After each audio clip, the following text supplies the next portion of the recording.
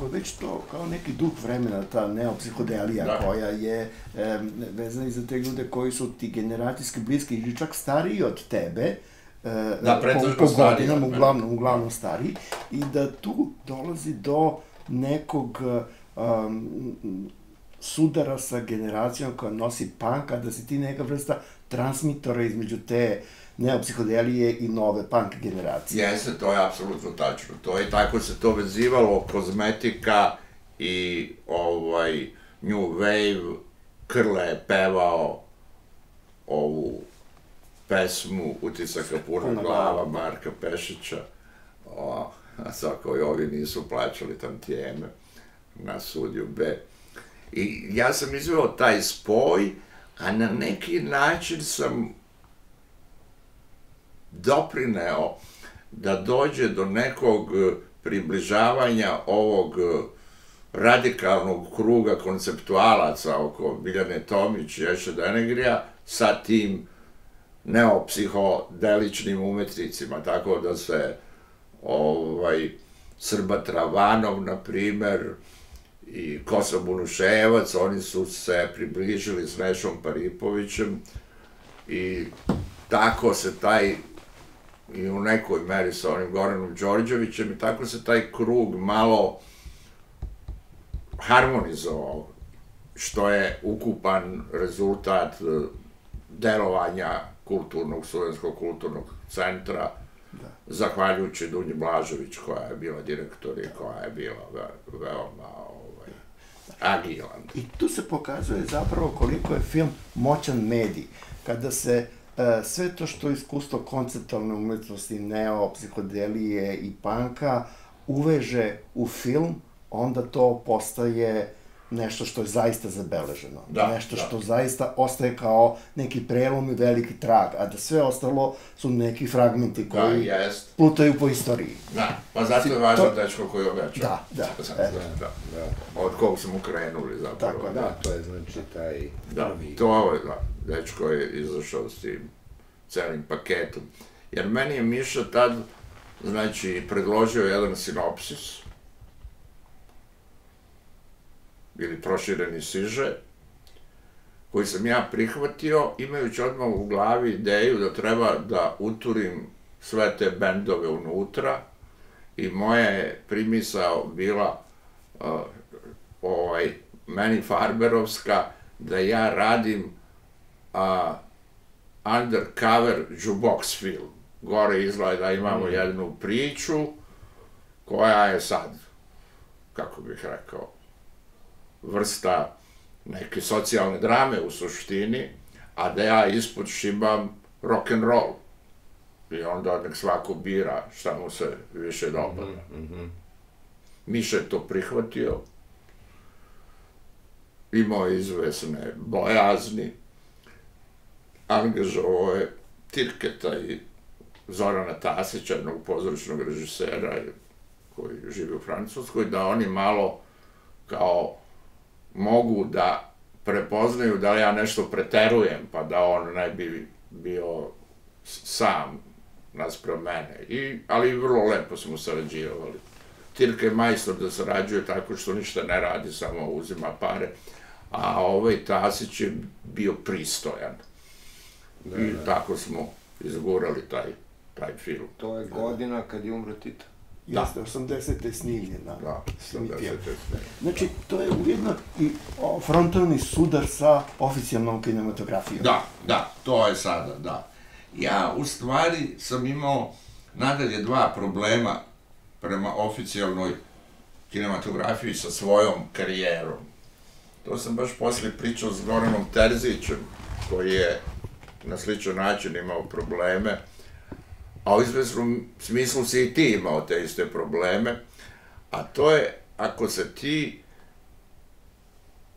radikalno iskazuješ kao filmski kritičar, ti neminovno dolaziš u sukob sa filmskom čaršijom i oni žele da te odstrele. A sada je povrh došao dečko koji obećava, koji je izazvao jednu komunističku histeriju. Neki Stefanović pisao u Politici neki ogromni tekst kako je taj film nešto najstrašnije i da bi bilo važno da više niko o njemu ne piše ništa, nego da se bojkotuje, da mu se ne bi kao crnom talasu podizala slava. A jedan kritičar iz Reke, Aldo Pakola se mislim zove. Znaš, Aldo Pakola, on je napisao da bi Mišu i mene trebalo uhapsiti. A ja sam bio drug s njim. I onda smo se sreli u Puli na pešačkom prelazu prema domu armije gde su ove konferencije. On je išao a ja tamo, a on kaže, čuje, ovaj moment će biti zabilježen u historiji da su se na pješačkom prelazu u Puli susrela dvojica ljudi koji nemaju ništa zajedničko.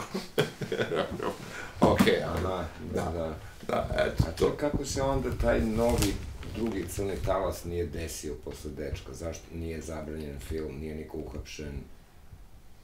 Pa zato nije bilo više Tita i pisma. Zbog toga? Pa da, nije bilo je apsolutno rasulo. To je bilo kraj 70-ih i taj početak 80-ih, srećom je onda došao punk i new wave i odveo sve stvari u drugu stranu. To je bio period, sam pričao baš s Nešom Paripovićem o tome,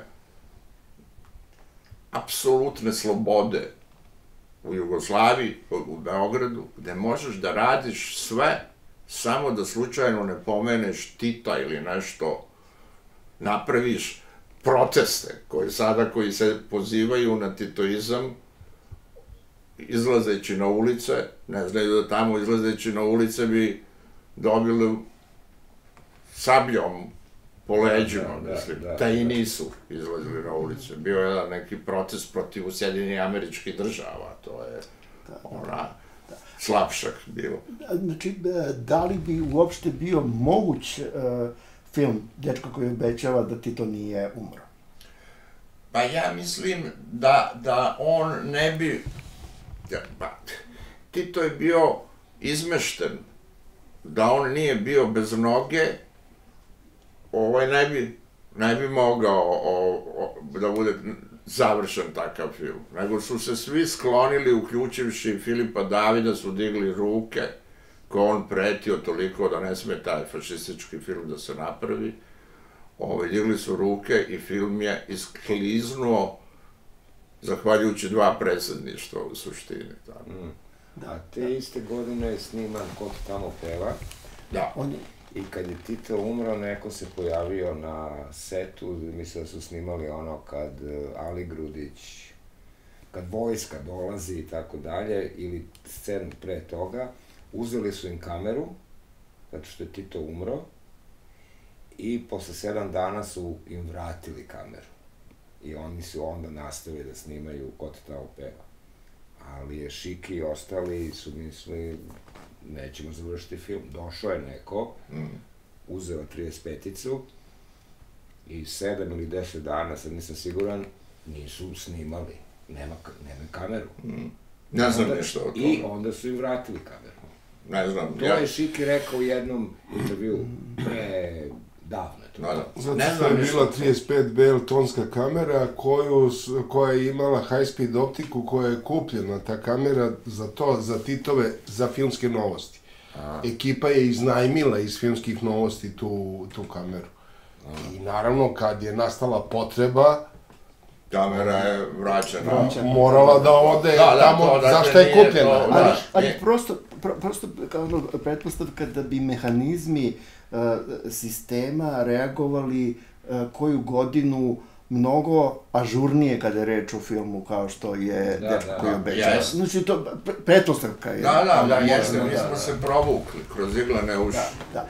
I isto tako, kao ono to što je vezano za taj eventualni drugi talas, možda vezan za taj crni film je, što tu nije bilo više filmova koji bi bili srodni, nego su bili samo pojedinačni filmovi. Pa bili su samo ta 2 po mojim scenarijima, Dečko koji obećava i Pejzaži u magli. Da. To su bila ta 2 filma, nije bilo u osnovom autora tako profilisanih, jer su tu sad ova Praška škola, te roze filmove počela da proizvodi, to je praški talas, mislim. Da. Jest. Ne, samo kratko se vratim na pejzaže u magli. 78. ili 79. se pojavio nemački film Deca sa kolodvora, Zoo. Jeste. Jeste to gledali ti, oca? Ja nikad nisam gledao taj film. Taj film je izašao nakon... Pa dobro, nisam ga nikad gledao. On je izašao nakon toga kada je Nebojša pisao scenariju. Da, ali pre Jocinog filma. Da, to je 79. Ja znam kad je bio taj film, ali on je meni izgledao veoma antipatično. Ništa me nije privlačilo. Vrlo je, nije priča ista, ali je film o heroinu. Da, pa dobro, okej. I klinci se rokaju i taj kolodvor Zoo, to je u onoj Berlinu. Da, znam sve to šta, znam sve o tom filmu, samo ga nisam gledao i me nije interesovao. Mene nije, dakle, nisu me narkomani ni interesovali, ja sam pisao s Jocom kao ideju, pišemo filmski scenariju u kojem su tema narkomani, a on se ubacio u bavljenje ideologijom oko toga, a to je nešto što se meni nije dopadalo, u tom smo se i razilazili. Ja sam hteo američki film, glavni junak Straight se zaljubi u narkomanku, to je sad jedna melodrama, ali s Jocom nije moglo to da ide tako. Dečko koji obećava, opet da se nadovežemo na to, ima određenih elemenata i crnog talasa u određenim naznakama. Tako da je on na neki način i zbirka različitih iskustava koja su vezana i za tu umetničku scenu i za filmsku scenu, za neke momente iz istorije srpskog filma koji su ti na neki način zanimljivi. Pa scena u kojoj se ja pojavljujem kao glumac je u stvari omaž crnom talasu. Ja sam računao u principu da mi moramo da pravimo film koji će biti radikalan na način crnog talasa, ali iz nove vizure. A i Miša je svojim, da kažemo, tim urbanim manirom se izdizao iz ambijenta crnog talasa. Tako da je to kao jedna transformacija, ali to je kao antikomunistički film, kao što su mnogi filmovi unutar crnog talasa, kao Vrane, na primer, prevashodno, pa, mislim sad, Buđenje pacova i tako, antikomunistički filmovi. Da li bi mogao film Dečko koji obećava da okarakterišeš kao referentan film, kao film u kojem ima puno referenci na najrazličitije stvari, tako da na taj način je on zbir različitih mnogih iskustava. Pa jeste, u tome stvari, ja u principu, u mom, da kažemo, dramaturškom opredeljenju sam sklon toj jednoj vrsti eklektike i Dečko koji obećava i Davitelj su veoma slični u tom smislu, različiti su u onoj meri u kojoj su Šijan i Miša različiti. Ali u principu ja sam pristalica te referentne kulture koja je naspram ideje ruralnog genija. Ja sam stalno smatrao da bez istorijske podloge ne može kulturološke istorijske podloge da se ne mogu da prave priče. To je kao šta je rimska dramaturgija donela taj pomak od Grčke gde se govorilo o mimezisu kao podražavanju stvarnosti, a Rim je doneo ideju podražavanja uzora. Ja sam smatrao da ja moram da budem referentan prema uzorima koji ni ne moraju da se budu formirali kao uzori, ali su u mojoj svesti delovali kao uzori. I ja sam hteo tako da budem otvoren, da iznesem sve što je ušlo u mene preko kulture, a ne preko stvarnosti. To je, mislim, ključna dimenzija mog umetničkog postupka. Da. A tvoja pretpostavka, šta je Mišu privuklo referentnoj kulturi, budući da on ne potiče iz te vrste kulture, da je njegov osnov zapravo modernistički? Da. Pa ja mislim da je to izraz izvesnog mog uticaja. Mi smo se puno družili, ja sam puno od Miše naučio, a on je primao neke stvari od mene i korigovao se. To mi je kao kad sam jednom se video pre puno godina sa Vulinom. Čoban nas je upoznao u klubu književnika, a Vulin je hteo da se upoznam. On je rekao, ja sam hteo da priznam da smo mi pogrešili, da je nacionalno pitanje ključno. Jednom mora da se shvati šta je ključno. Eto tako, to je isto pitanje referenci. Da, i sad, da li je to sad kao snaga filma ili naprosto neki ljudi se dobro razumeju? Kao onda da bi taj spoj bio moguć. Tvoje mišljenje? Pa, ja mislim da je suština u međusobnom razumevanju. Jer razumevanje u stvari podrazumeva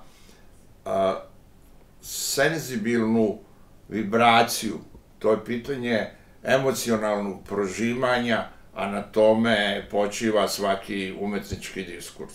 A filmski je najjači. Jer film sam integriše sve umetnosti. Ali mu je cilj da bude film. A da. Da. I u tom smislu se te kao različite generacije zapravo pronalaze na tom planu. Da. Joce Ivanović stalno tvrdio da film nije umetnost. On kao nije umetnost, on je više od umetnosti. U klasičnom smislu. Da. Jeste. Da. To je... A on je zaista presložena mašinerija. On je na suprotnoj tački od pisanja poezije. Da.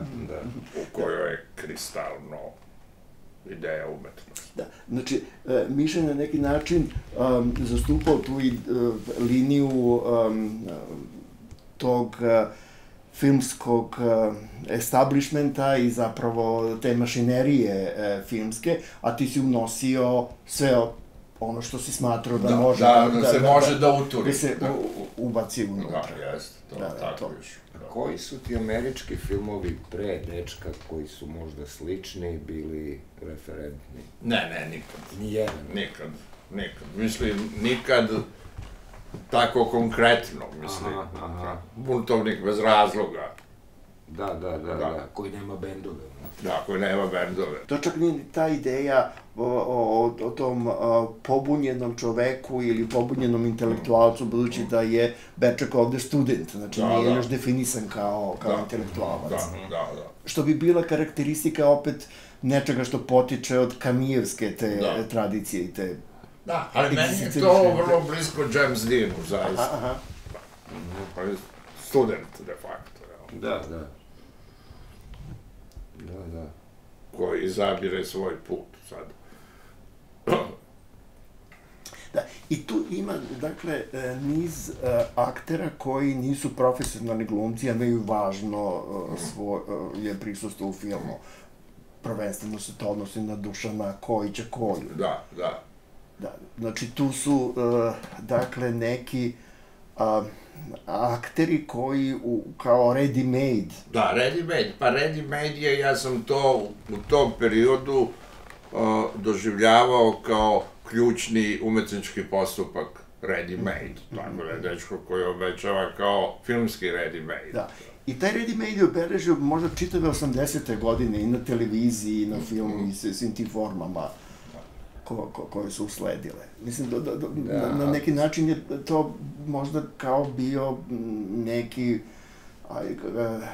kao kvalitet tih 80-ih godina ili odlika tog vremena. Naprosto, pokušavam da vidim da li je to nešto što je u sadejstvu sa postmodernom, koja uvezuje taj ready-made i ono što je neka oficijalna filmska scena. Ne, mislim da to prethodi ideji postmoderne, da je to u suštini post-pop art.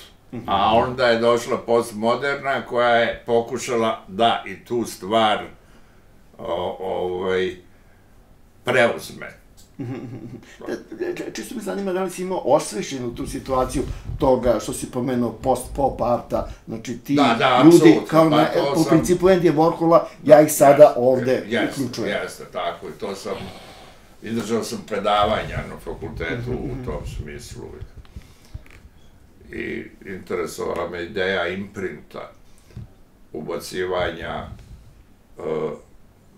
novih konfiguracija u stvarnost.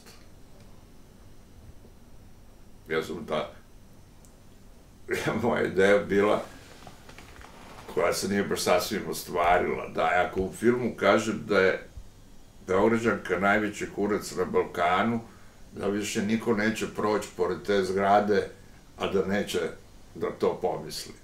Međutim, to nije prejako tako delovalo. Da. Ali, da li je ta ideja amnezije koja tu postoji, opet sada vezana za taj klasični američki film gde se to povremeno pojavljuje kao motiv vraćanje identiteta, odnosno gubljenje identiteta i vraćanje identiteta prethodnog? Pa, ja ne znam, ja nikad nisam imao takve direktne uticaje, ali meni je pokojni Branko Vuković rekao, čekaj, ti u svim filmovima imaš amneziju. Kako? Kao ima u Dečku koje obećava, u Davitelju i u Kraljevoj završnici. Svugde je kao amnezija ključna. A može se desiti, jer ja nemam, kako bih rekao, sistematizovanu gledalačko iskustvo. Nemam ga uopšte sistematizovano, ja sam potpuno otvoren i opušten u tome. I moguće je naprosto da su amnezije iz Hitchcocka i tako dalje uticale na moju identifikaciju sa amnezijom. A ja inače lično povremeno imam amneziju. Tako da je to subjektivno-autorski. Da. I na neki način je, kao i kod Miše Radivojevića je taj psihološki, psihoanalitički moment bio ranije... Da, on ima... On stalno prispituje to. Da, on ima taj afinitet, to je tako taj odnos, nova generacija prema konvencijama sredine, to je njegov jedan standard. Kao i Jocin, oni su u suštini slični, samo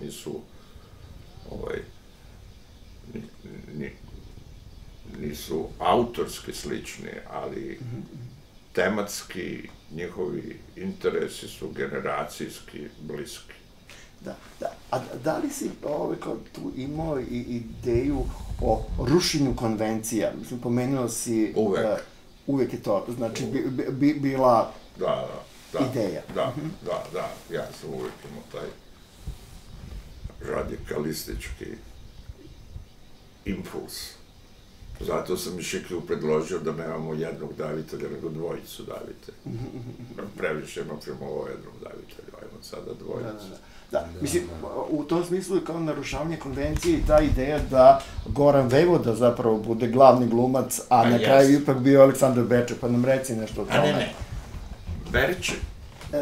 To su dve različite. Izvinjam se, Goran Vejvoda koja, tako je, to je to. Da, u mojoj idealnoj podeli Božidar Alić je trebao da bude to što je Berček, a Goran Vejvoda to što je Koja, Pit.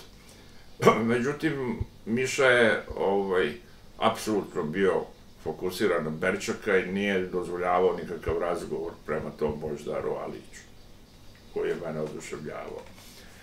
A Goran Vejvoda je prihvatio da igra, ali zatim, kad je nešto ekipa došla kod njega u sobu, on je osjetio neku anksioznost visoku i mene pozvao i rekao, ne može recim da odu. Ja ne mogu, ne može sa mnom tako. Ja kažem, Mišo, morat ćete da se pokupi. Jao, Mišo se hvatao za glavu, ja sam znao Goran Vejvoda da je njemu izgledao idealno, kako bi on zamislio tog junaka i zaista izgledao idealno. I pošto sam ja taj lik pravio prema Vlaji, a Goran Vejvoda je svirao u Kozmetici sa Vlajom, zato sam i bio ga predložio.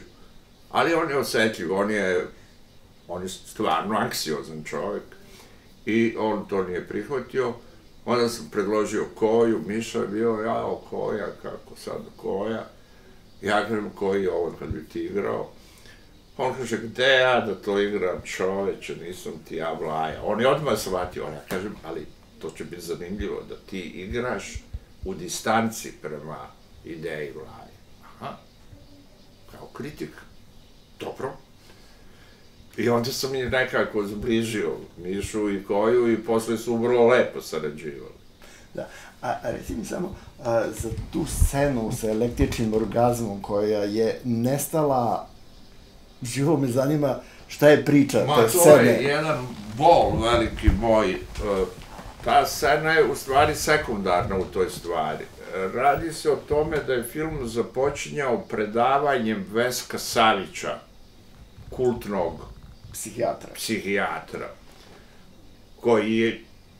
čiji je Miša bio jedan od, kako se kaže, polaznika njegovih kurseva, a i obožavao ga je. I onda, tamo kad ide ona scena u kolima, pa će se tucat, oni u stvari se vraćaju sa tog predavanja, pa Dara Đokić pominje te replike, šta je ovaj govorio i ne, a dok je, to je zamišljeno da je u Domu kulture u Slovenskom gradu i dok ovaj drži predavanje, ja sam ubacio da je paralelno proba električnog orgazma i da oni stalno sviraju i razvaljuju kontinuitet predavanja. Međutim, još je ovog psihijatra igrao Pavle Bogatinčević, koji je, mislim, genijalan, poslednji Nedićev glumac, mislim. Salonski ljubavnik. Salonski ljubavnik, mislim, briljantno. I šta se sad desi? Te obe scene nestaje. Mislim, nestane ta scena s Pavlom Bogatinčevićem iz meni nepoznatih razloga. Nestane iz scenarija ili... Iz filma. Snimljena? Snimljena, da, a nije montirana. A budući ona nestane, onda uz nju i nestane bend koji je ometa. Ja, toliko sam bio tužan zbog toga, a sada nisam mogao ja da ulazim s Mišom u diskusiju oko tog Veska Savića, jer ja pak nisam bio pristalica kulta Veska Savića, pošto sam imao u životu izvesne probleme, zbog toga bio sam kidnapovan.